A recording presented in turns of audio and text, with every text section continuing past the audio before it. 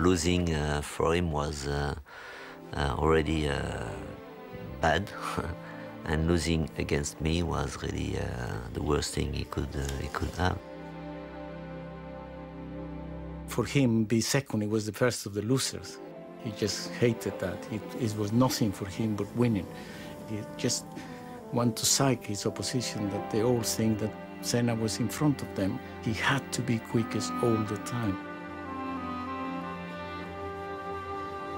Ayrton would enter a corner faster than he'd ever been before and trust that something inside Ayrton Senna would help get him and the car around the corner. And that's an act of trust or faith or whatever you want to call it. He prepared his chance, but when it was there, he took it. And when you want to correct it, no way. That was a crash, you know. So in the end of the day, when you saw the yellow helmet, you know you're in troubles. I always thought that he was just too intense about winning, and he actually believed that he had a God-given right to win.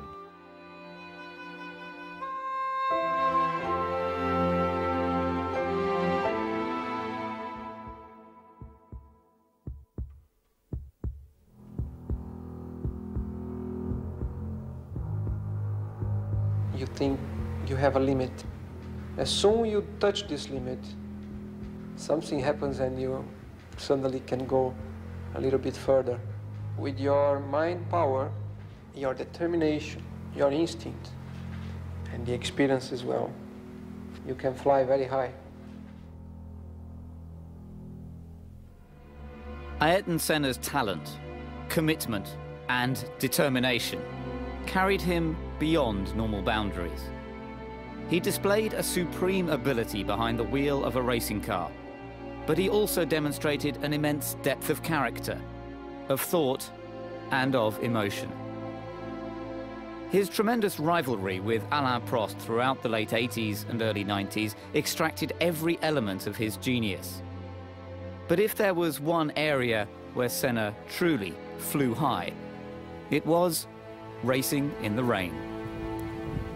His precision in the wet, he was just unbelievable. He just filled the car so much more. In the wet, you have to be very precise. You cannot make any judder with the steering. You got to be much more gently with it. And Ayrton filled the car much more than any other driver. First of all, looking out of my commentary box window, I saw the worst weather that I have ever seen at any race anywhere in the world. And it was rather embarrassing to me as an Englishman that everybody who thinks that it always rains the whole time in England was getting their suspicions proved. Ayrton was always very, very fast when it was wet. And this day we had a little bit everything for him and a little bit everything against us to look stupid. We employed somebody for the weather forecast, you know, and he was at the airport, close to the track at Donington, and we were in permanent contact with him, you know. So we started the race, and then he was saying to us, I mean, not to me, not to the engineers, that you know, we had a shower and a big shower, so we had a few spots, and then I stopped for the tires, and then we had just a few stops, and then dry, you know. And then every time he was saying something, it was the opposite. And I had the sad record of 7 times changing tires, but 6 times in the wrong way anyway, you know. He was already pissed off anyway all the year about to having this engine, this Ford engine in his McLaren, because he wants to fight for the championship, and through the numbers he know that he's not going to fight for the championship. So all what he could do is to wait for special circumstance, and then to show everybody again what he can do. And that was a special circumstance. And all what he wants to do, he puts in his head, in the first lap, he's going to come back first, you know, because he's going to make everybody stupid. And that's exactly what he did. It was making me hold my breath. And I were having a job to get my breath at the best of times. You just thought, well, I can't believe it. I can't believe it. It can't stay like this. It's bound to go off. And there he did, kept going and going and going. Nobody knew where anybody was. I remember the spray as he went. When everyone else was cautiously going around thinking, ooh, I better be careful, he just went, go. And he was off. Gone. He was brilliant, but he knew he could do that. I was there, and it's the other end of the pitch to give the trophy away, and I should have still been in hospital till the following Tuesday with heart problem I had. But when I got onto the podium, you'd forgot all about you were ill. You felt 18 years of age. To see the happy face he'd got, it was unbelievable.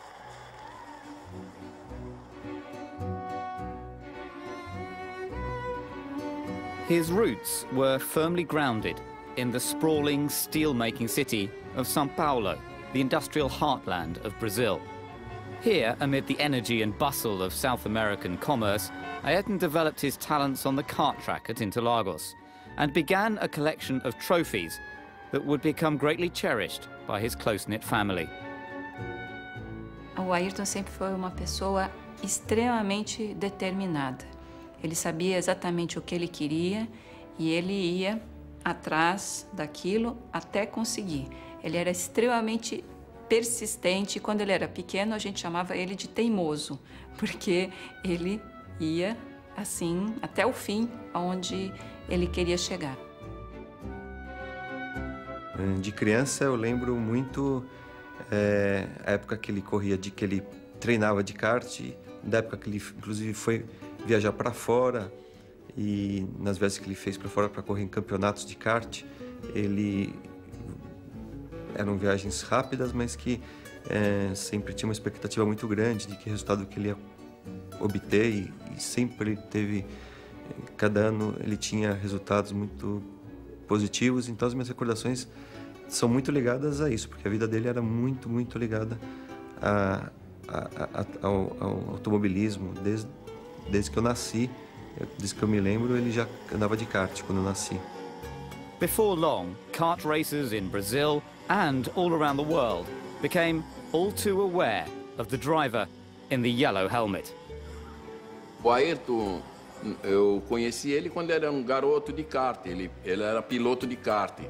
Mas na época eu já pintava para o Emerson Fittipaldi, que era bicampeão mundial de Fórmula 1, para o Nelson Piquet, que já estava na Fórmula 1, então ele queria criar a sua identidade também.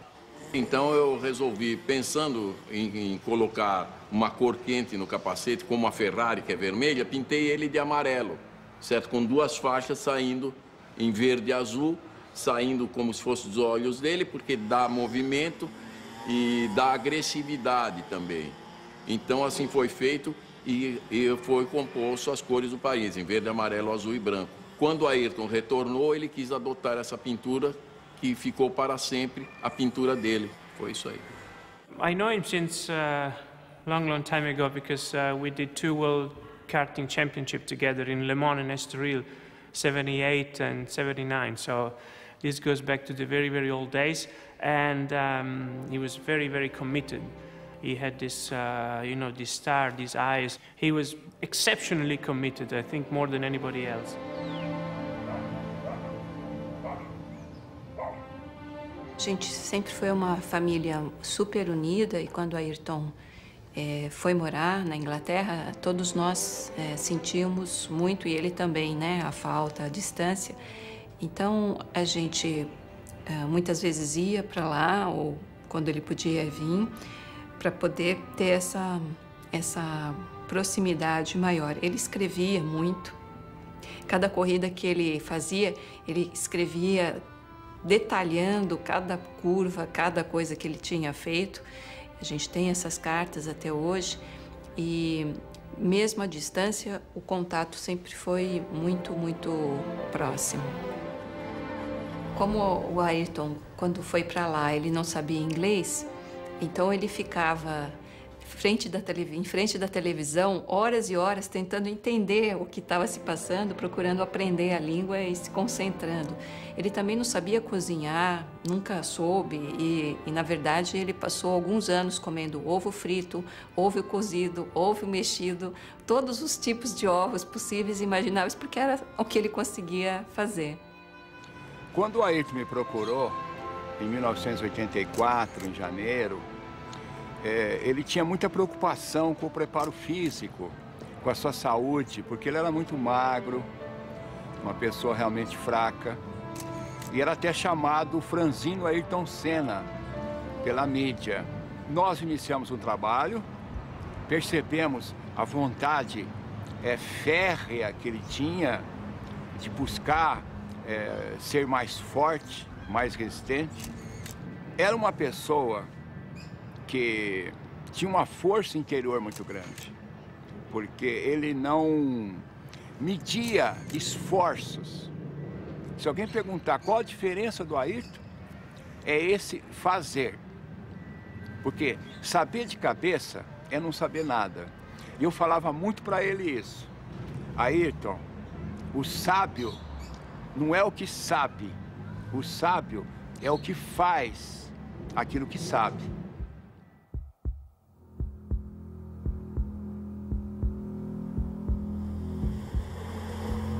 It's not simply a stronger muscle or a better tonus in your muscle, but it's really the power, the strength you get, physically speaking, you know, to your body, but also to your mind.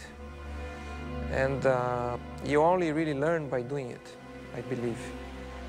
Once I realized that there was something special in there, I really focused and tried to learn about myself, because it's basically learning about yourself, learning about your own limitations, learning about your strengths, your qualities, and trying to make, as a whole, a smoother person.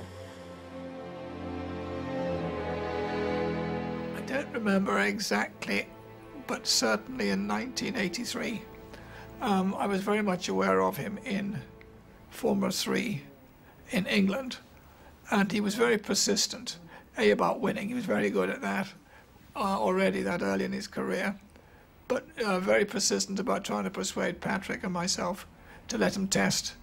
I was first driving a Grand Prix car in a Formula 1 car. That first drive came at Donington Park in England, at the wheel of the Williams FW08C, the model of car that had taken Keke Rosberg to victory in Monaco earlier the same year. Ayrton turned up, made himself comfortable in the cockpit, remembered all the instructions about what everything was for in the cockpit.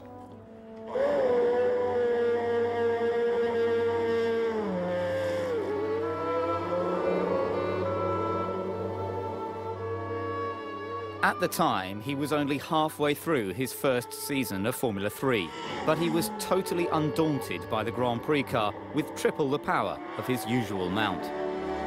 I set off, did what we call an out and a straight back in lap to check over the car mechanically. And then over the next 21 laps, I think it was, he just went off a second quicker than the car had ever been around there. And then said, I think that's all right, I've got enough in my head, got out of the car and went home. So we were quite astonished. In that particular day, it was obvious that his brain was in total control of everything else, was just ahead of the game, clearly belonged in a Grand Prix car. He was born for that, if you like. We weren't ready to put him in the team in '84, partly for contractual obligations to other drivers. And then he went off to Lotus and then to McLaren.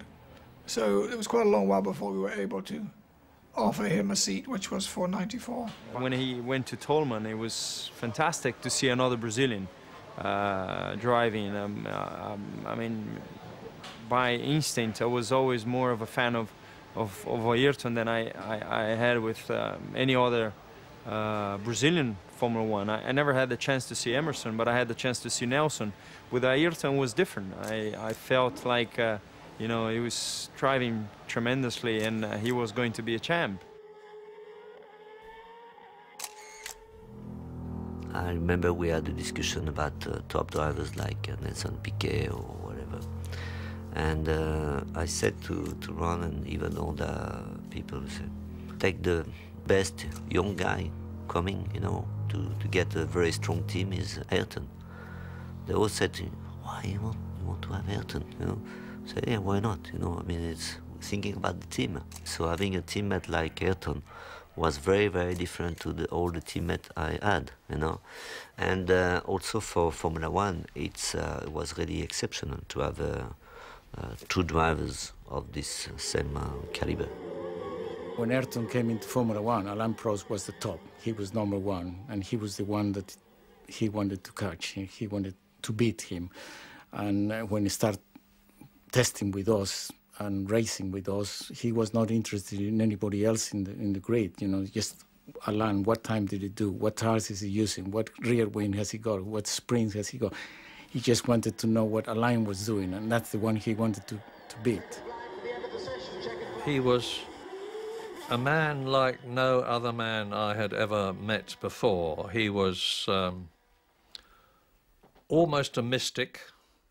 He was very, very, very intense. He was a charismatic personality. He could be absolutely charming, but there was another side to his character. He was absolutely ruthless when he was in the cockpit. And he was an intensely religious, God-fearing man, and he actually believed that he had a God-given right to win.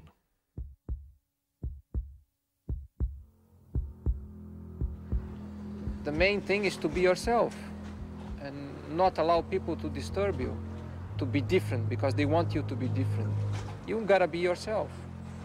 Many times it's through a mistake, due to your own personality or your own character or interference that you get on the way, that you learn. And the main thing is to make sure you learn through your mistakes and get better. I believe in the ability of focusing strongly in something, then you're able to extract even more out of it.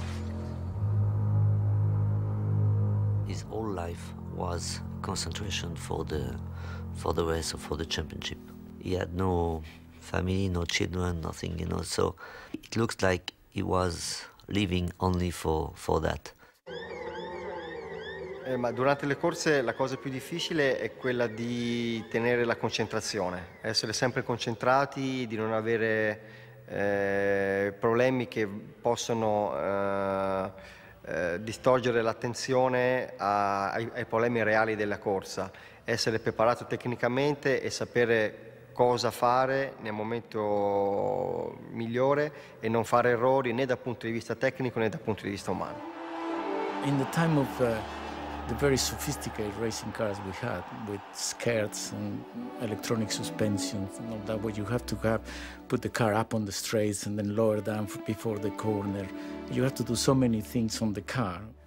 Ovviamente qualsiasi pilota che partecipa ad una manifestazione sportiva automobilistica, a prescindere che sia Formula 1 o altre categorie, è esposta a dei rischi.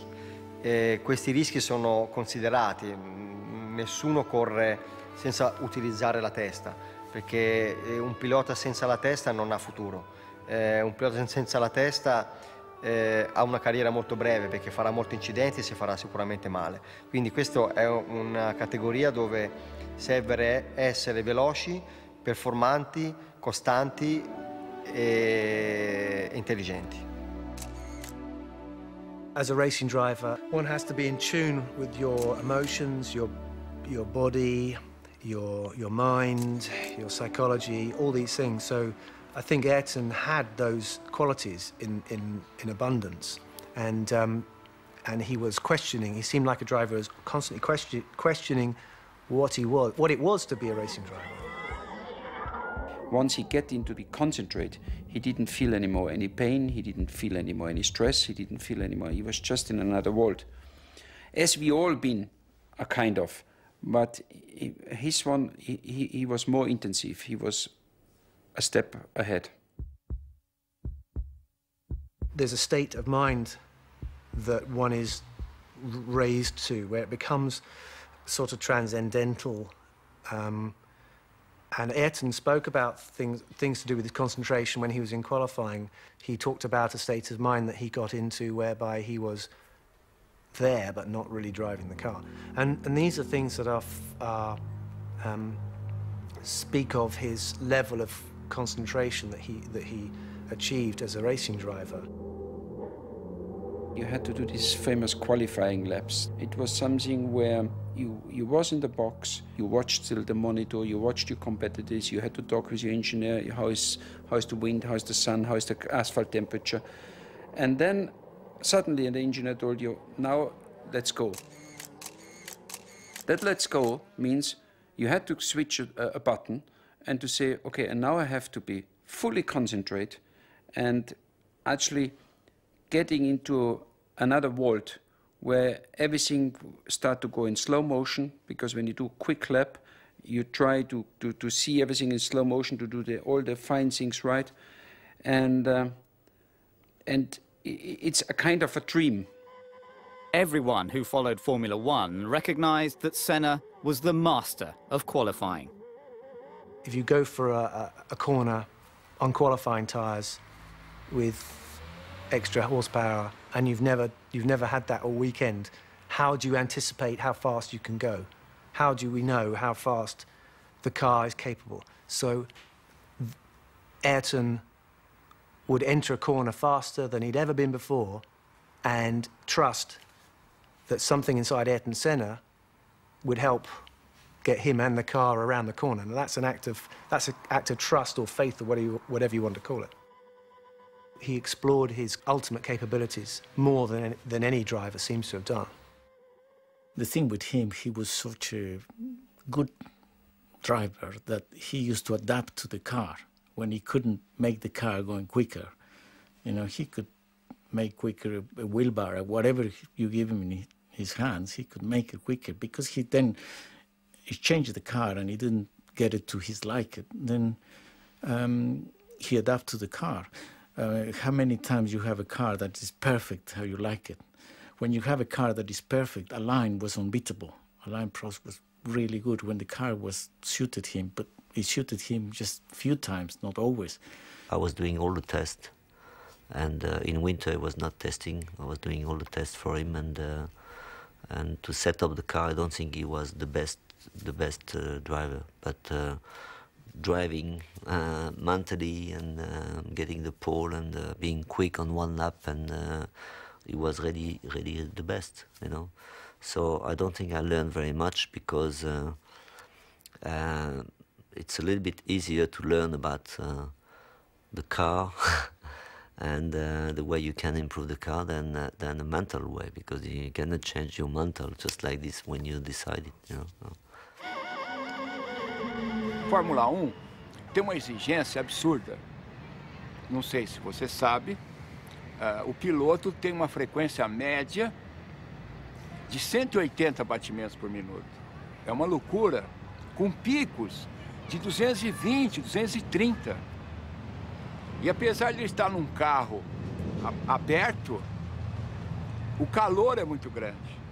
Então a exigência do piloto é completamente diferente de qualquer esporte. É muito estressante.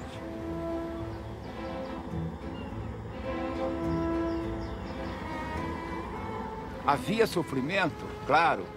Trabalhávamos a 1h da tarde, que é horário de verão, para pegar o maior calor. Porque para o Ayrton interessava, lá na Fórmula 1, quando a competição era extremamente desgastante. Quanto pior, melhor. Por quê? Porque ele estava muito mais preparado do que as outras pessoas, do que os outros pilotos, que na época não se dedicavam ao trabalho com o corpo, com a mente, com as emoções, com o espírito.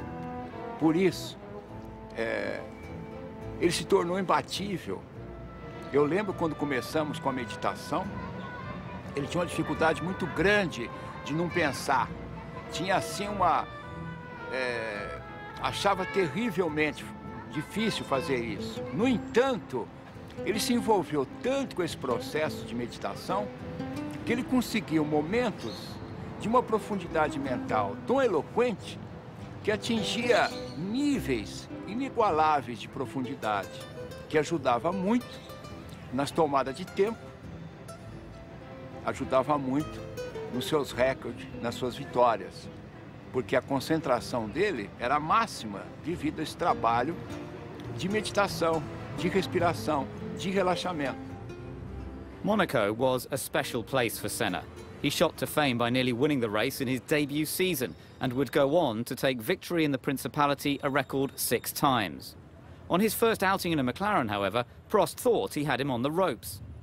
In Monaco, where he was not very good into the weekend, was the first Thursday was ahead of him, and Saturday almost the whole day was ahead of him, until the last qualifying lap, where just like this, and he went quick, and he get the pole for just a little bit, but I could not imagine that he could come back just like this, because he was not going that well.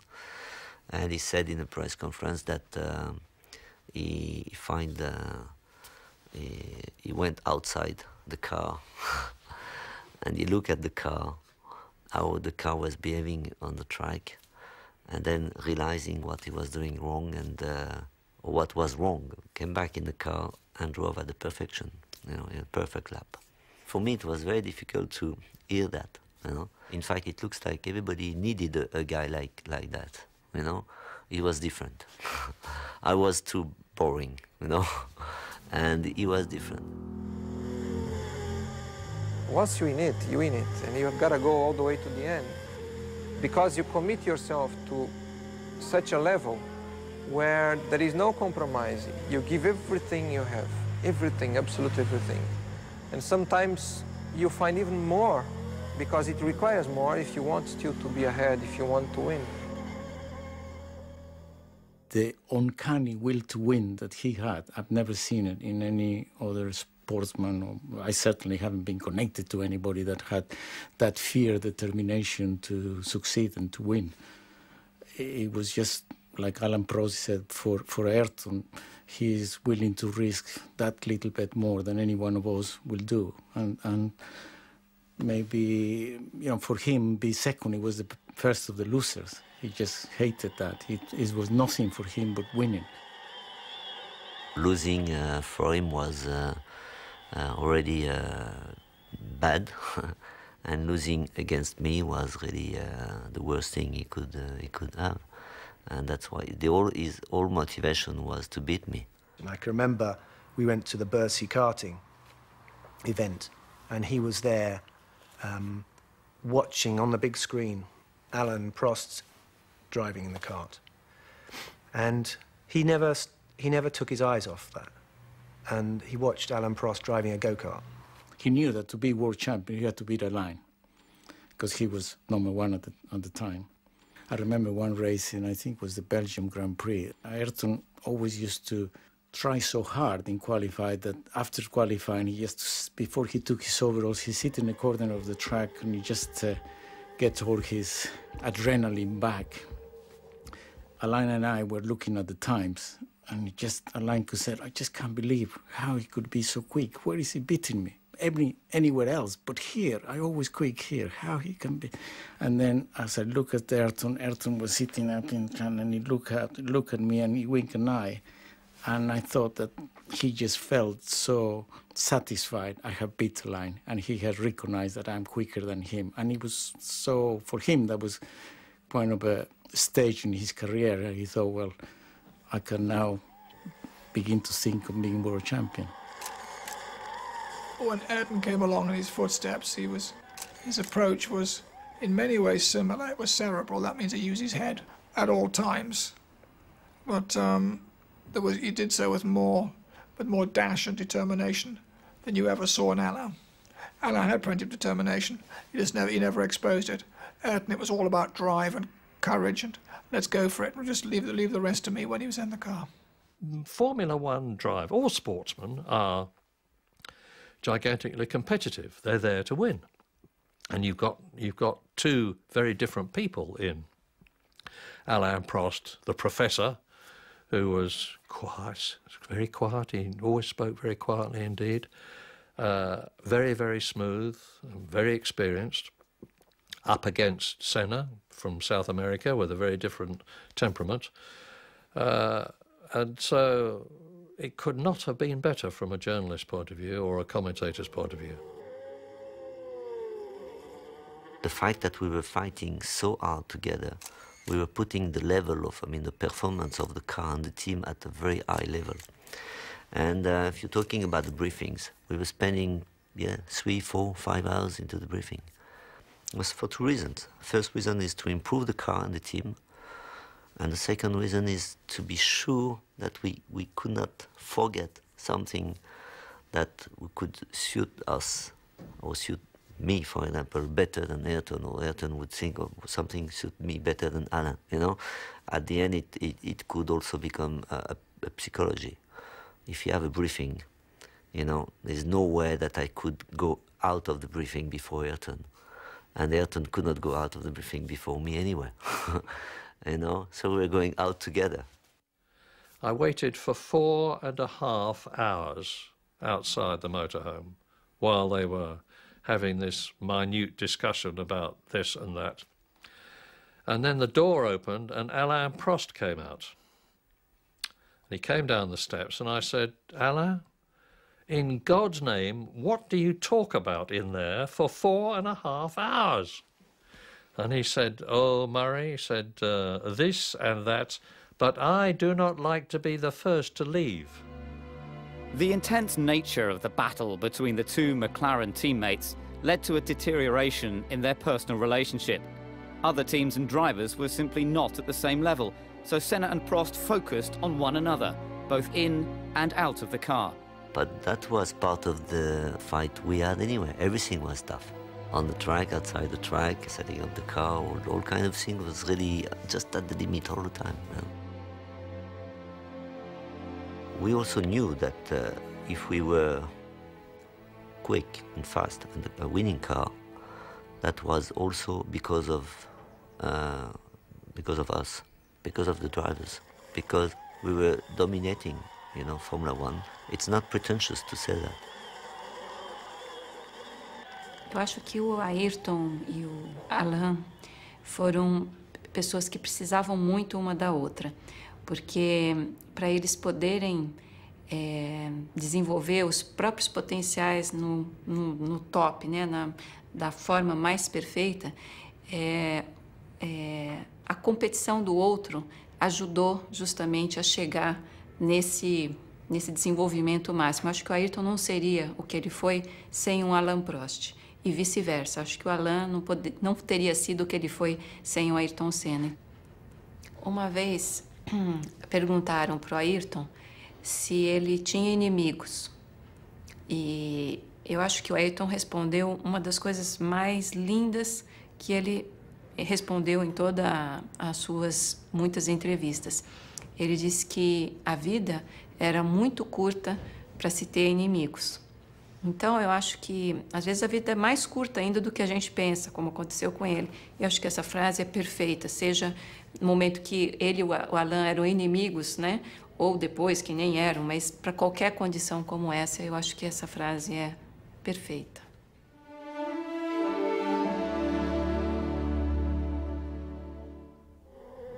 When you are under a lot of pressure, in a critical moment, in a championship or in a particular race, it's the one that can put together the combination between aggressivity and calculating things that will get the best result.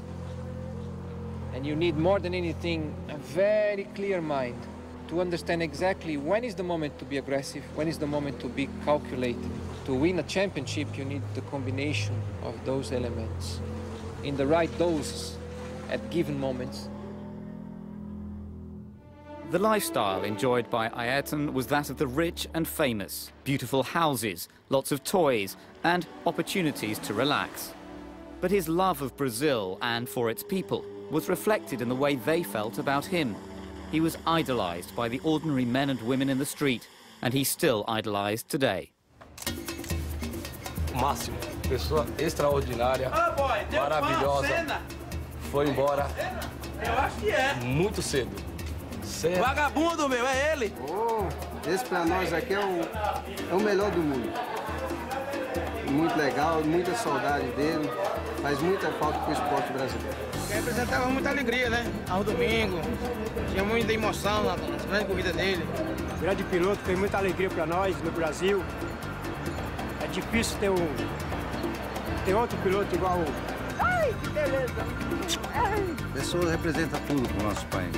Foi o maior ídolo, a maior glória, foi tudo. Acho que para todos os brasileiros nós é a honra de ter uma foto dessa aqui, observar assim e ter como lembrança, né? Ele para mim ele foi um dos melhores brasileiros do mundo e ele deve ser homenageado por todos porque eu acho que ele foi o melhor, mesmo que ele já tenha ido. Isso aqui representou pra gente os melhores fins de semana aqui do Brasil. Para mim, um ótimo atleta, uma ótima pessoa, um ótimo ser humano e um exemplo de vida. Deu até um nó na garganta quando olhei. Isso para mim significa muito, viu? Muita saudade.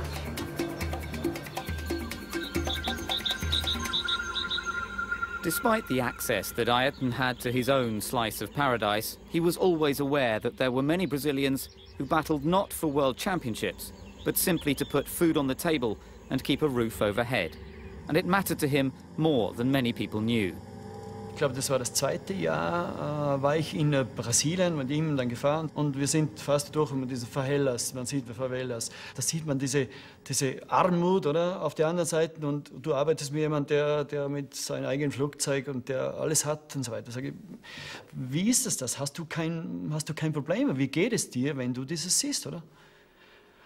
Da habe ich gemerkt, jetzt sind wir auf einem anderen Punkt dieser Unterhaltung, oder? Und er hat gesagt, Josef, mich stört das total, diese Korruption, diese Schwierigkeiten, diese Leute. Ich habe wirklich eine Wut oder eine Trauer, wenn ich sehe, wie diese Leute leiden, oder? Aber ich bin noch nicht stark genug, ich bin noch nicht mächtig genug, dass ich was ändern kann, oder? Und da hat sich gezeigt, in welche Richtung dieser Mann eigentlich gehen will, oder?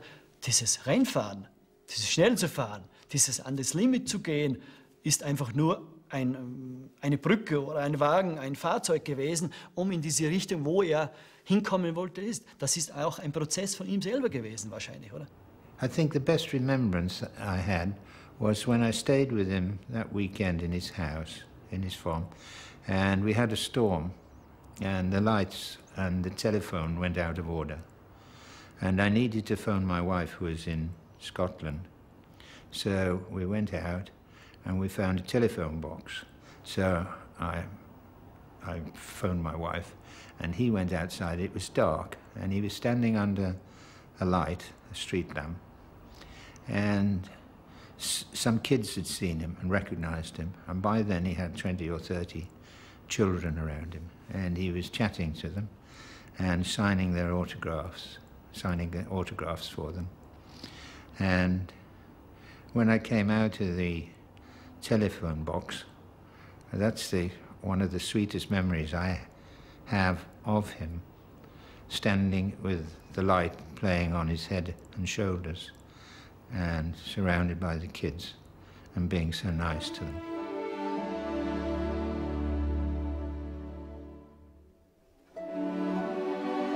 Dois meses antes do acidente, o Ayrton me procurou e disse que ele gostaria de fazer alguma coisa para ajudar crianças e jovens e me pediu para pensar a respeito e a gente voltaria a conversar. Só que essa segunda conversa não pôde acontecer, porque logo depois, 2 meses após isso, já aconteceu o acidente e então minha família e eu decidimos levar adiante essa ideia e plantar essa semente que o Ayrton deixou e foi assim que nasceu o Instituto Ayrton Senna. Dividir, compartilhar uma coisa que ele teve a chance de ter, mas que a maioria das crianças brasileiras não teve, que se chama oportunidade. Oportunidade de ter educação, de ter saúde, de ter futuro e esperança. Ayrton's standout amongst Grand Prix drivers was that he knew there was something outside Formula One. And I think he made that his mission in Formula One, to build himself a platform so that he could express how he felt about things to do with humanity, things to do with people. And maybe his approach within Formula One was ruthless sometimes, maybe not humanitarian even. But there's no question that what he felt was a deep empathy with mankind and with the problems in the world. We are made of emotions. We are all looking for emotions, basically. It's only a question of finding the way to experience them. There are many different ways of experiencing emotions. Perhaps one different thing, only that one particular thing that Formula One can provide you is that you know you are always exposed to danger. Danger of getting hurt, danger of dying.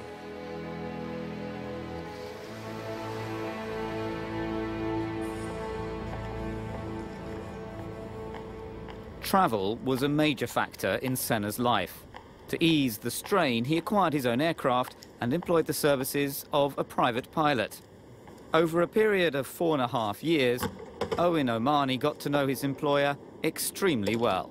Very often we used to go backwards and forwards to Brazil, and we'd leave São Paulo at 10:30 at night, and Ayrton would lay out the bed at the back of the aircraft, go to sleep in his pyjamas, and we'd shut the door. And then first thing, 7 o'clock in the morning, I used to come back to the cabin, wake Ayrton up, and we'd be landing in England at 7:30, 8 o'clock in the morning. He'd be as fresh as a daisy, and of course we were totally shattered. My compliment to him is to say that he was big enough to be little, if you understand what I'm saying. In April 1994, Owen flew Senna to the Imola circuit for the San Marino Grand Prix. A Imola Ayrton si è sempre trovato in maniera particolare, come sul circuito di casa. Da allora, dopo l'84, Ayrton Senna ha conquistato 8 pole position in 10 anni. Ha cominciato con le Lotus e poi con la serie incredibile con McLaren per finire con Williams, e anche l'ultimo anno in cui lui corse a Imola era chiaramente in pole position.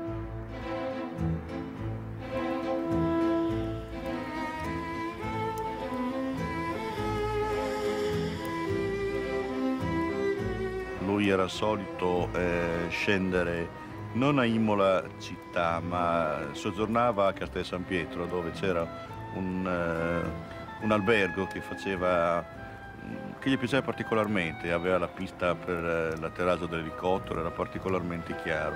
Era l'Hotel Castello, dove lui e la sua squadra risiedevano. Era una persona comunque molto semplice, dolce e soprattutto riservato. Infatti chiedeva spesso di mangiare qui da noi nel ristorante, però voleva magari l'ultimo tavolo, quello più nascosto, più diciamo lontano dalle persone. The whole weekend was terrible. I mean, when first of all, the accident of Ruben Barrichello. Then the day after, Roland Ratzenberg, and Ayrton only met him the day before, because it was his first Grand Prix. And he was very upset about it. The team manager for Ratzenberger arrived, so I had to tell the team manager what had happened, and Senna was standing alongside me when I did that. And the team manager went away, and then Ayrton got very upset and cried a bit. And that's when I said to him, you know, Ayrton, you've been 3 times world champion, you're the fastest man in the world, and you like fishing. So I said, why don't you quit? And I'll quit, and we just go fishing. So when you asked him a difficult question, he wouldn't answer immediately. He would think. And you could see he was thinking, and how was he going to deal with that suggestion? And then finally he said, Sid, I can't quit. And I suggested to him that he didn't drive the rest of that weekend. And he said, and I've got to drive. I've got to drive tomorrow. He said, there's no way that I can stop driving at the moment. A special hello to our dear friend Alan. We all miss you, Alan. In the morning, when we had this TV coverage, so I was doing my job, and then we look at the commentary of Ayrton, and the first thing he says is not, okay, I take this corner in first gear, second gear. He said, this first hello to Alain, Alain, I miss you. And I was really, on live, and they put that in the morning, they put that before the rest.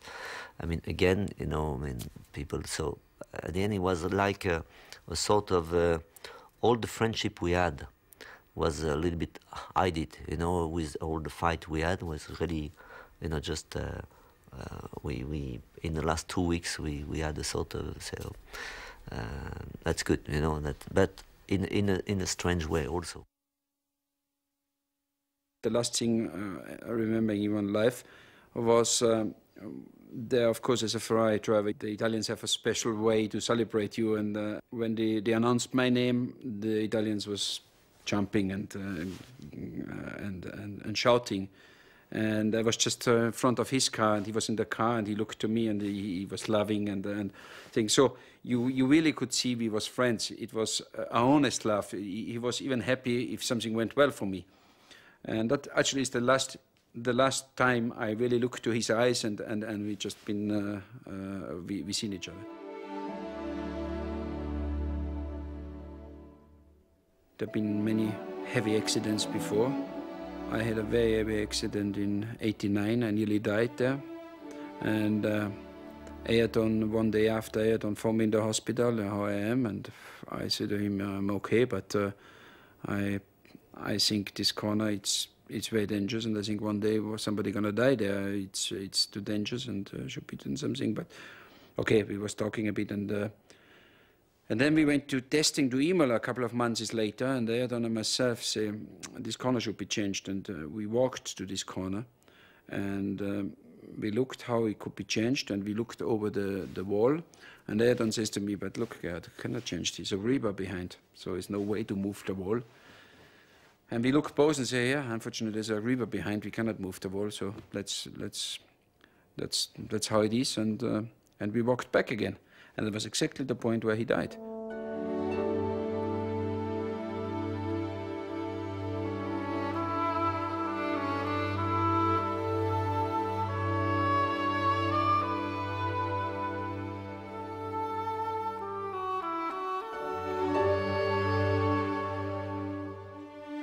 It was the worst day in the history of Formula One, because although many drivers were killed in Formula One before Ayrton Senna, none of them were as famous. None of them were respected and idolized worldwide like Senna was. And the impact of Senna's death on Formula One in particular, motor racing in general, and the world at large was like had never happened before, has never happened since, and I pray that it never does happen again. The Imola circuit witnessed the loss of one of the true greats of Formula One, but memories of Senna will never fade, and across the world, his spirit lives on.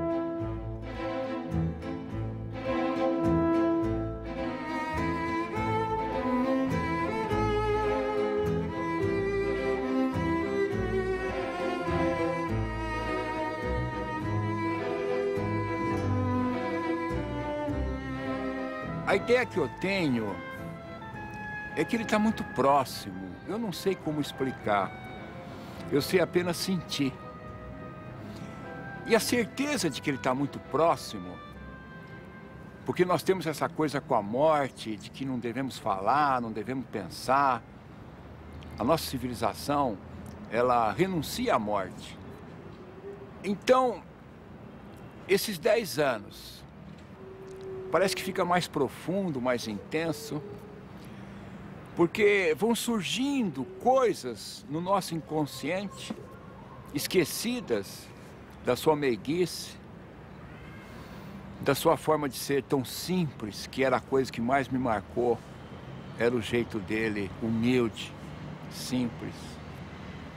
Uma vez o Ayrton disse que os ricos, as pessoas ricas, não podiam continuar vivendo numa ilha cercada por um mar de miséria, que todos nós respirávamos o mesmo ar e a gente precisava dar uma oportunidade, ao menos uma oportunidade fundamental para as crianças e jovens. Então essa é uma visão que o Ayrton tinha, que eu tenho e nasceu da minha família, como uma educação de valores que respeita a pessoa do outro e pensa que é importante que todos nós possamos ter oportunidades, dar certo, respeitar as pessoas e ser responsáveis, ser corresponsáveis pelo próprio país. Nesses 10 anos de trabalho, nós estamos completando também 10 anos esse ano, nós atendemos a 3.930.000 crianças e jovens em todo o país. If I did the things I did, it's because I had, first of all, a good opportunity in life to grow properly, to live well, live healthy, learn a lot, and I was led at the key moments to the right direction, I believe.